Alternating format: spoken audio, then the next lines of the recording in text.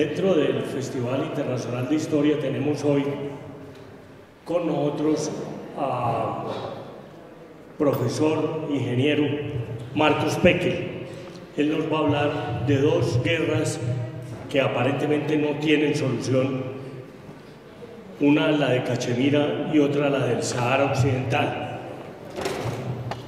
Marcos Pekel es bogotano de descendencia judía, ingeniero electrónico, graduado en Haifa, Israel, con maestría en ingeniería de la Universidad de McGill en Montreal, Canadá, donde también hizo estudios de maestría en negocios y administración. Realizó en Oxford, Inglaterra, cursos de actualización en teoría de relaciones internacionales en el 2012. Es profesor de las facultades de Gobierno y Relaciones Internacionales de las Universidades Externado de Colombia y del Rosario, en cátedras sobre Medio Oriente, Religión, Política y Relaciones Internacionales, y en la Universidad Sergio Arboleda en la maestría de Historia con énfasis en Historia Contemporánea. Catedrático e investigador durante los años 2011 a 2014 en la Academia Diplomática de San Carlos.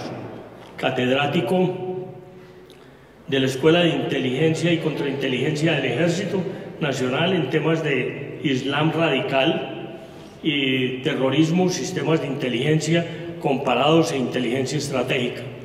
Columnista, analista y asesor sobre temas internacionales y Medio Oriente para diversos medios y organismos en Colombia y en el exterior. Director ejecutivo de la Confederación de Comunidades Judías de Colombia y miembro del Comité Ejecutivo del Congreso Judío Mundial. Expositor varias veces en el Festival Internacional de Historia. Marcos dice que no se pierde el festival, que no es historiador, pero van a ver cómo se desempeña en estos temas de historia. Muchísimas gracias, Marcos, por estar aquí con nosotros y por colaborarnos una vez más en el Festival de Historia. Tienes la palabra. Buenas tardes a todos, Rodrigo, muchísimas gracias. Para mí es un verdadero honor estar acá, además es un gusto haber participado en estos festivales. El año pasado íbamos a venir acá y por un pequeño accidente, por no hacerle caso a mi señora que me decía que no montara en patineta, y yo monté en patineta y tuve un accidente, no pude venir. Y la charla la dimos en la librería Lerner, ¿se acuerda, Rodrigo? Que era sobre el idioma hebreo. Hoy vamos a hablar de conflictos intratables y ya habíamos tratado este tema en un festival anterior concentrado en el conflicto palestino-israelí, que aunque ustedes no crean, no es el más intratable de todos. Hay otros. Si es el más mediático, si es el que atrae más medios, el que atrae más políticos, más opinadores, todo el mundo opina, pero no es el más intratable. Les agradezco a todos por haber venido y entonces comenzamos.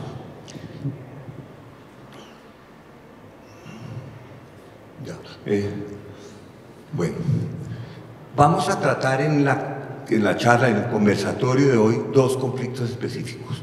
El conflicto de Cachemira y el conflicto del Sahara español. Aquí vemos mapas relacionados con las charlas que vamos a compartir hoy. Comencemos porque es un conflicto intratable.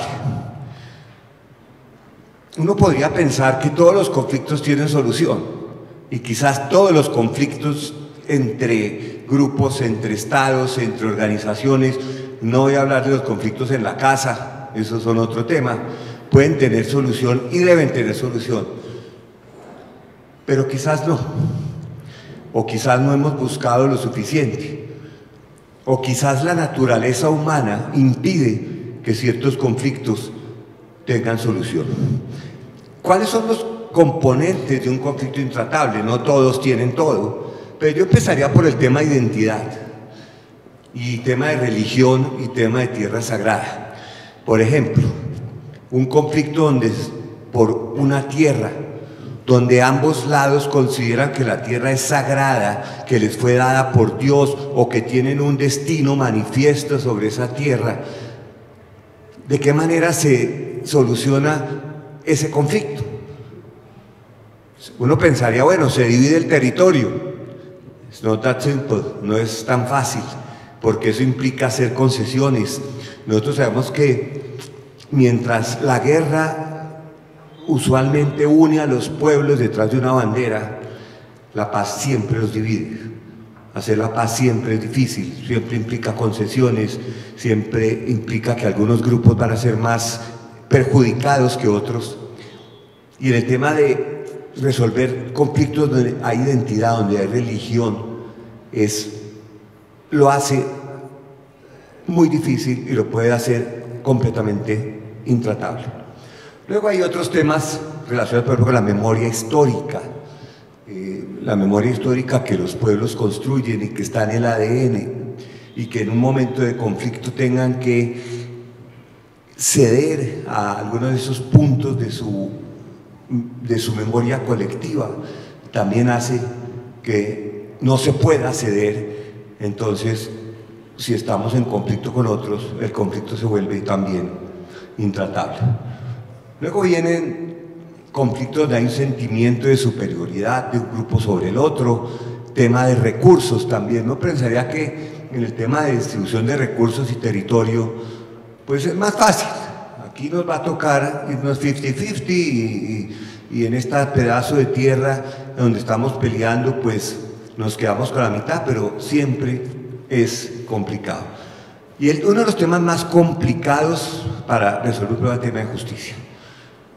La justicia a veces se interpone en el camino a una solución. Es clarísimo lo que vimos nosotros en Colombia con el conflicto armado. Justicia a las víctimas, qué tanta justicia se puede dar y qué tanto esa búsqueda de justicia se interpone en acabar un conflicto. Al final del día la solución en un conflicto es acabarlo. Es que no haya más guerra, no haya más enfrentamientos, de pronto sí más diálogo, pero el tema de justicia es un tema esencial y esto puede sonar feo, pero es un hecho que la búsqueda de justicia, a veces de eventos que ocurrieron años y siglos, se vuelve un impedimento para buscar solución a conflictos. Podemos hablar de las comunidades aborígenes en América, en Australia, de eventos que ocurrieron hace 500 años y buscan justicia hoy cuando pueden buscarla y están en su derecho. Y temas morales, temas éticos, todos esos temas que cuando se unen dos colectivos a solucionar un conflicto aparecen ahí, y buscar un punto medio no siempre es posible, y yo pensaría que en la mayoría de los casos es casi imposible.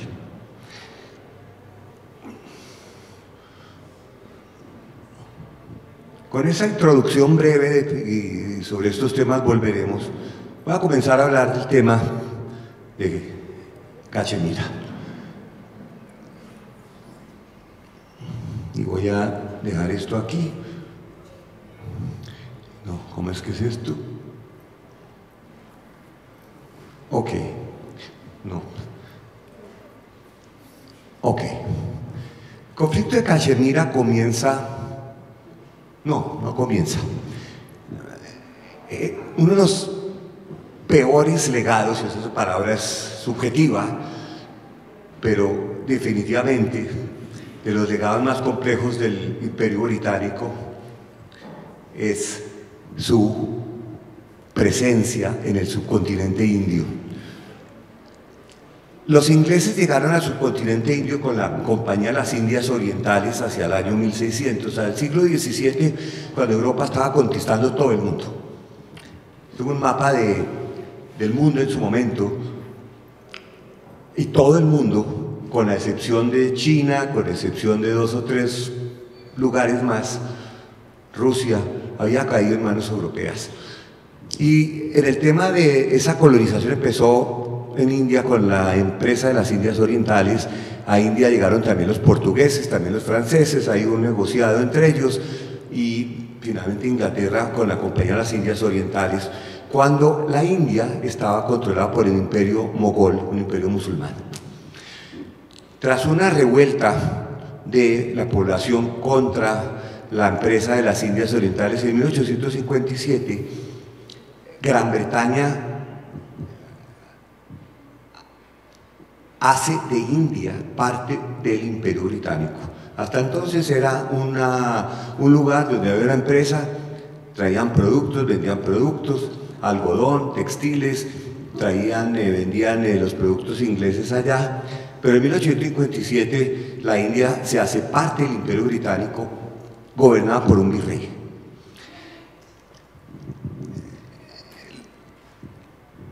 La historia de la India, realmente un subcontinente que estuvo por mucho tiempo aislado por las situaciones geográficas de los montes y el mar, pero los musulmanes en las invasiones árabes del siglo VII llegaron hasta la India, y ese contacto entre musulmanes e hindúes sería el que caracterizaría por siglos hasta el día de hoy el subcontinente indio. Los británicos vieron ahí una oportunidad. Nosotros vamos a quedarnos con la India y vamos a fomentar ese conflicto entre musulmanes e hindúes. Y fue clarísimo en el caso de la India, individe impera, y desde 1857, años después se funda el Partido del Congreso para la Liberación de India. Los británicos fundan ellos la Liga Musulmana para hacerle un contrapeso a las aspiraciones de los hindúes de su independencia, y comienzan los mismos británicos a fomentar el conflicto entre musulmanes e hindúes, que pues llegó realmente a episodios bastante sórdidos. Ese es el Raj. El Raj es lo que fue la dominación británica, que en muchas películas es realmente puesta como algo bello, y se ven los clubes donde los ingleses iban y los hindúes no podían entrar, y jugando cricket y toda la herencia que dejó el Raj en la India. Vino lo que vino, después obviamente viene el movimiento de liberación de la India, donde estaba Gandhi, donde estaba Nehru. Empieza la Primera Guerra Mundial realmente porque durante la Primera Guerra Mundial, es decir, se exacerba porque en la Primera Guerra Mundial los británicos trasladaron a Europa millones de soldados de la India a luchar en las filas británicas. Los soldados regresaron a la India con una pequeña enfermedad que mató a 15 millones de hindúes. La gripa española traída desde Europa. Y eso exacerbó los ánimos en la India. Gandhi ya crea el Quit India, y comienza ese movimiento ya de liberar a India de la presencia británica. Mientras tanto, el conflicto entre musulmanes e hindúes iba creciendo, y los británicos lo fomentaban para poder dividir a esos dos grupos.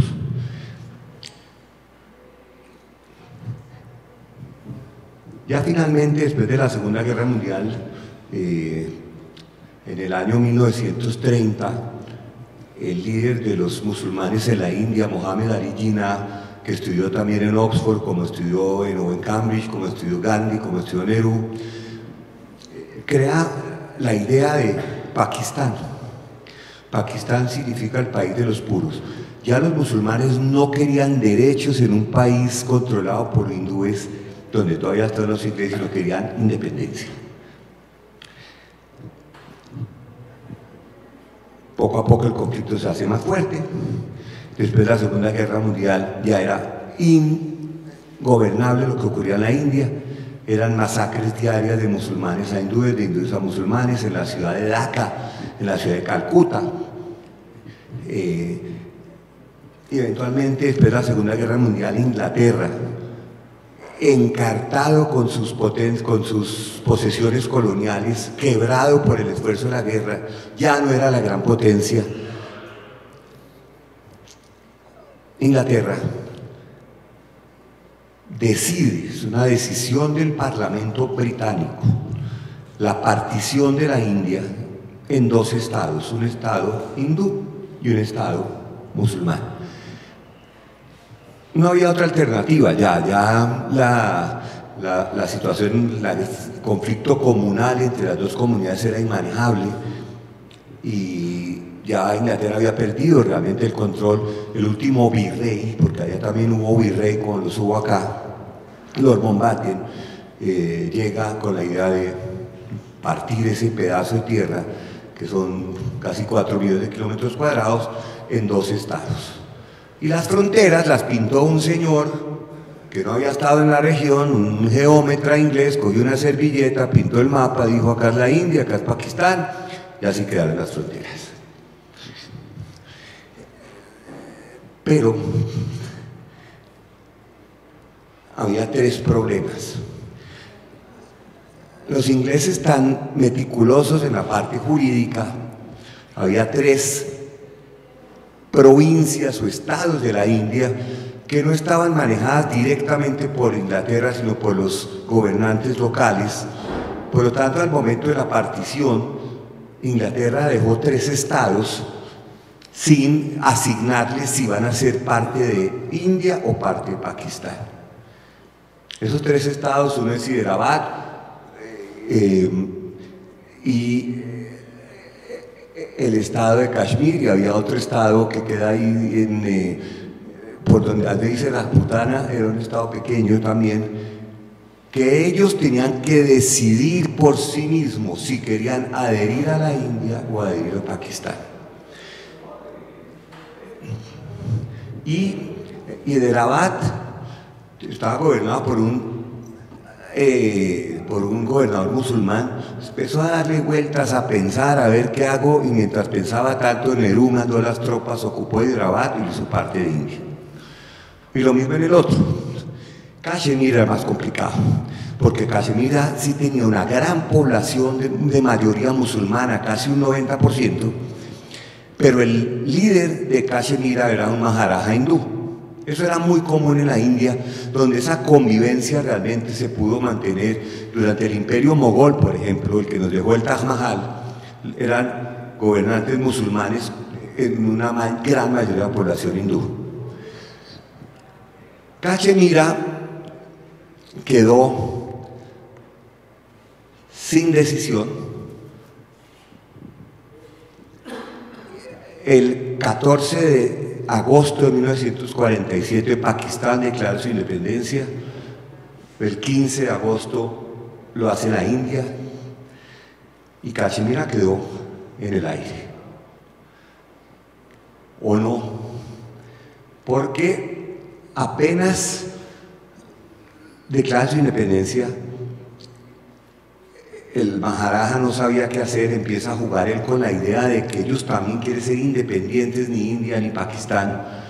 Pakistán envía unos irregulares, no eran ni siquiera tropas del ejército, sino eran invasores a Cachemira para asegurar que el estado de Cachemira, que entre otras es del tamaño de Suiza, es muy lindo, es muy verde, está lleno de agua, que Cachemira quedara como parte de Pakistán por ser de mayor